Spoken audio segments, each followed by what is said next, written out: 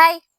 Big boss ಮನೆಯಿಂದ ಕಳೆದ ವಾರ ಜಾನ್ವರಿ ಹೊರಗೆ ಬಂದ ನಂತರ ಈಗ ಸಾಕಷ್ಟು ಇಂಟರ್ವ್ಯೂಗಳನ್ನ ಕೊಡ್ತಾ ಹೋಗ್ತಾ ಇದ್ದಾರೆ.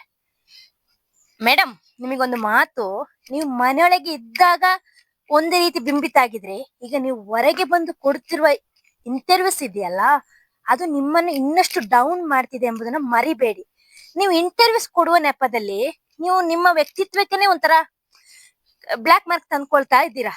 ಮನೆಯೊಳಗೆ ಮಾಡಿದ್ದು ನೀವು ಅದನ್ನೇ, ಮನೆ ಹೊರಗಡೆ ಬಂದ ಮೇಲೆ ಕೂಡ ಅಲ್ಲಿ ಹೋಗಿ ಆ ಇಂಟರ್ವ್ಯೂ, ನಿಮಗೆ ಒಂದು ಮೇಕಪ್ ಟ್ರೈನಿಂಗ್ ಮಾತ್ರ ಸಾಕಾಗಲ್ಲ.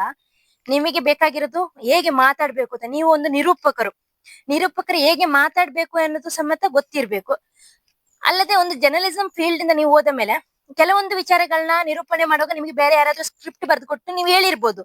ಆದ್ರೆ ಕೆಲವೊಂದು ವಿಚಾರನ ನೋಡ್ತಾ ನೋಡ್ತಾ ಕಲ್ತ್ಕೊಂಡ್ ಬರ್ತಾರೆ. ನೀವು ಏನೂ ಕಲ್ತಿಲ್ಲ. ನೀವು ನಿರೂಪಕರು ಸರಿ, ಆದ್ರೆ ಹೊರಗೆ ಬಂದು ನೀವು ಕೊಡ್ತಿರೋ ಇಂಟರ್ವ್ಯೂಸ್ ಎಲ್ಲ ನೋಡುವಾಗ ನಿಮಗೆ ಗೊತ್ತಾಗ್ತಿಲ್ವಾ, ಇದು ನಾನು ಈ ರೀತಿ ಹೇಳಿದ್ರೆ ತಪ್ಪಾಗ್ಬೋದು, ಅಥವಾ ನಾನು ಈ ರೀತಿ ಹೇಳೋದ್ರಿಂದ ಅದು ನನಗೆ ಒಂಥರ ಇದಾಗತ್ತೆ.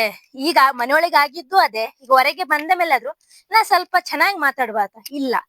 ನೀವು ಹೊರಗೆ ಬಂದು ನೀವು ಒಳ್ಳೆಯವರು ಅಂತ ಬಿಂಬಿಸಿಕೊಳ್ಳಲು ಹೋಗಿ ಮತ್ತಷ್ಟು ಎಡವಟ್ ಮಾಡ್ಕೊಳ್ತಾ ಹೋಗ್ತಿದ್ದೀರಾ. ಹೊರಗ್ ಬಂದ್ಮೇಲೆ ನಾ ಚಾನಲ್ ಬಗ್ಗೆ ಹೇಳಿದ ಆ ರೀತಿ ಅಲ್ಲ, ಈ ರೀತಿ ಅಲ್ಲ ಅಂತ ಪುನಃ ಅದನ್ನ ಒಂದು ಎಳೆದು ತರುವ ವಿಷಯ ಬೇಕಾಗಿರ್ಲಿಲ್ಲ. ಯಾಕೆಂದ್ರೆ ನೀವು ಎಷ್ಟು ಅದಕ್ಕೆ ಕ್ಲಾರಿಟಿ ಕೊಡಕ್ಕೆ ಹೋದಷ್ಟು ಅದು ಇನ್ನು ಕೆಟ್ಟದಾಗೆ ಕಾಣ್ತಾ ಹೋಗ್ತಾ ಇದೆ. ನೀವು ಚಾನಲ್ ಬಗ್ಗೆ ಹೇಳಿಲ್ಲ ಅಂತ ಹೇಳ್ಬಿಟ್ಟು ಈಗ ಹೊರಗೆ ಬಂದಾಗ ಹೇಳ್ತಿದ್ರ, ನಾನ್ ಯಾಕೆ ಹೊರಗೆ ಬಂದೆ ನಂಗೆ ಗೊತ್ತಿಲ್ಲ, ನನಕ್ಕಿಂತ ಮಾಳು, ಅಭಿ, ಸ್ಪಂದನ ಇವರೆಲ್ಲ ಆಡ್ತಾ ಇರ್ಲಿಲ್ಲ, ಆದ್ರೆ ನಾನು ಯಾಕೆ ಹೊರಗೆ ಬಂದೆ, ನಾನು ಹೊರಗೆ ಬಂದ ಮೇಲೆ ತುಂಬಾ ಜನ ನನ್ನಲ್ಲಿ ಈ ಪ್ರಶ್ನೆ ಮಾಡ್ತಿದ್ದಾರೆ, ನಂಗೆ ಪರ್ಸನಲ್ ಆಗಿ ಮೆಸೇಜ್ ಹಾಕ್ತಿದ್ದಾರೆ, ನೀವು ಹೊರಗೆ ಬರುವಂತ ಅವರಲ್ಲ, ನೀವು ಇನ್ನೂ ಮನೆ ಒಳಗೆ ಇರ್ಬೇಕಾಗಿತ್ತು. ಹೌದು, ಆದ್ರೆ ನೀವು ಆಟ ಚೆನ್ನಾಗಿ ಆಡ್ತಿದ್ದೀರಾ ಅನ್ನೋದನ್ನ ನಾನು ಒಪ್ಕೊಳ್ತೀನಿ. ಆದ್ರೆ ಮನೆ ಒಳಗೆ ಬಿಗ್ ಬಾಸ್ ಮನೆಯೊಳಗೆ ಹೋದ ಮೇಲೆ ನೀವು ಹೇಗೆ ಆಟ ಆಡ್ತಿದ್ದೀರಾ ಅಷ್ಟೇ ನೋಡೋದಿಲ್ಲ, ನೀವು ಹೇಗೆ ಬಿಹೇವ್ ಮಾಡ್ತಿದ್ದೀರಾ ಅದನ್ನ ಕೂಡ ಜನ ಗಮನಿಸಿರ್ತಾರೆ. ಆ ಒಂದು ಕಾರಣದಿಂದ ಇವತ್ತು ನೀವು ಹೊರಗೆ ಬಂದಿದ್ದೀರಾ. ಆಟ ಏನೋ ಚೆನ್ನಾಗಿ ಆಟ ಆಡ್ತಿದ್ರಿ, ಮನೇಲಿ ಅಡಿಗೆ ಮಾಡ್ತಿದ್ರಿ, ಎಲ್ಲ ಓಕೆ. ಆದ್ರೆ ಹೊರಗೆ ಯಾಕೆ ನಾನು ಬಂದದ್ದು ಗೊತ್ತೇ ಇಲ್ಲ ಅನ್ನಂತೆ ನಟಿಸ್ಬೇಡಿ. ನೀವು ಹೊರಗೆ ಬಂದಿದ್ದಕ್ಕೆ ಕಾರಣ ನಿಮ್ಮ ಒಂದು ಬಿಹೇವಿಯರ್.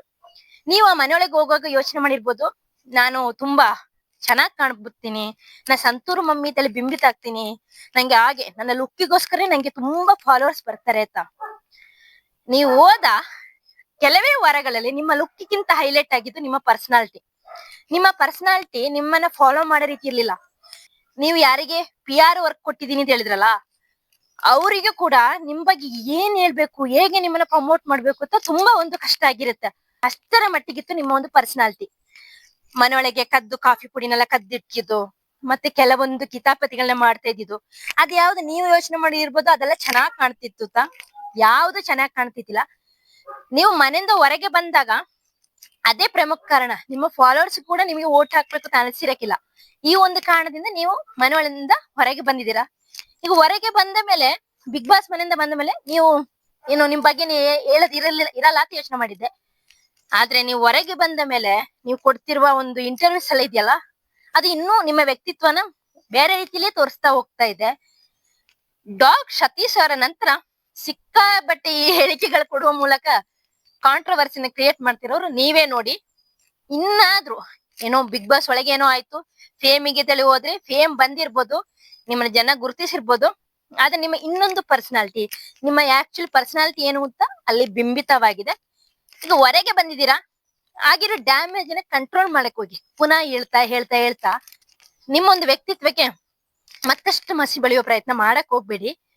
ಯಾರು ಜಾಹ್ನವಿ ಫ್ಯಾನ್ಸ್ ಇದ್ದೀರಾ ಅಥವಾ ಫಾಲೋವರ್ಸ್ ಇದ್ದೀರಾ, ನೀವು ಈ ವಿಡಿಯೋ ಎಲ್ಲ ಸಿಕ್ಕಿದ್ರೆ, ನಿಮಗೆ ಕಾಣಕ್ ಸಿಕ್ಕಿದ್ರೆ ಅವ್ರಿಗೆ ಅದನ್ನ ತಲುಪಿಸಿ, ಅವ್ರು ಇನ್ನಾದ್ರೂ ಕರೆಕ್ಟ್ ಮಾಡ್ಕೊಳ್ಳಿ.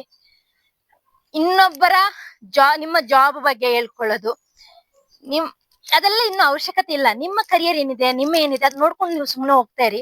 ಹೊರಗೆ ಬಂದ ಮೇಲೆ ಪಾಸಿಟಿವ್ ಮಾತುಗಳು ಹೇಳಿ, ಅದನ್ನ ಜನ ಇಷ್ಟಪಡ್ಬೋದು. ಎಲ್ಲಾ ಕಡೆ ಹೋಗ್ಬಿಟ್ಟು ಪುನಃ ಅದೇ ನೆಗೆಟಿವಿಟಿ. ಅಶ್ವಿನಿ ಅವರು ಇಷ್ಟೊಂದು ನೆಗೆಟಿವ್ ಆಗಿ ಕಾರಣಕ್ಕೆ ಒಂದು ಪ್ರಮುಖ ಕಾರಣ ನೀವೇ ಆಗಿದ್ದು. ಈಗ ನೋಡಿ, ಅವ್ರ ಆಟ ಚೆನ್ನಾಗಿದೆ, ಅವ್ರ ಕೋಪ ಮಾಡ್ಕೊಂಡ್ರು ಚೆನ್ನಾಗಿದೆ, ಎಲ್ಲ ಚೆನ್ನಾಗಿದೆ. ಅದೇ ಹೇಳೋದು, ನೀವು ಅವರಿಂದ ಈ ರೀತಿ ಪರ್ಸನಾಲಿಟಿ ಕಂಡುಕೊಂಡ್ರ ಅಥವಾ ನಿಮ್ಮಿಂದಾಗಿ ಅವರ ಪರ್ಸನಾಲಿಟಿಗೆ ಡ್ಯಾಮೇಜ್ ಆಯ್ತು ಏನೋ ಗೊತ್ತಿಲ್ಲ. ಹೊರಗೆ ಬಂದಿದ್ದೀರಾ, ಇನ್ನಾದ್ರೂ ಡ್ಯಾಮೇಜ್ ಕಂಟ್ರೋಲ್ ಮಾಡಕ್ಕೆ ನೋಡಿ ಅಷ್ಟೇ.